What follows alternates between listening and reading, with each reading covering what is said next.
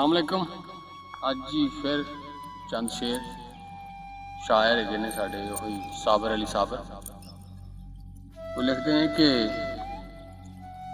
जो अखा नीवियां ने शीशियां दे सामने बह के ते कंधा नूं सुनानी है बड़ी लम्मी कहानी।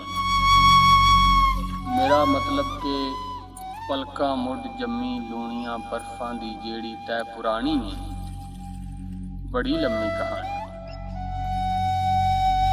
गुलामां दे गुलामां दी गुलामी करदियां होयां वफा दी रीत चली सी जवानी बीत चली सी।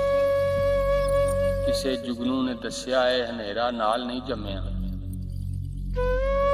किसे जुगनू ने दस्या है हनेरा नाल नहीं जम्मिया। मेरे पुरखां दा हानी ते बड़ी लम्मी कहानी।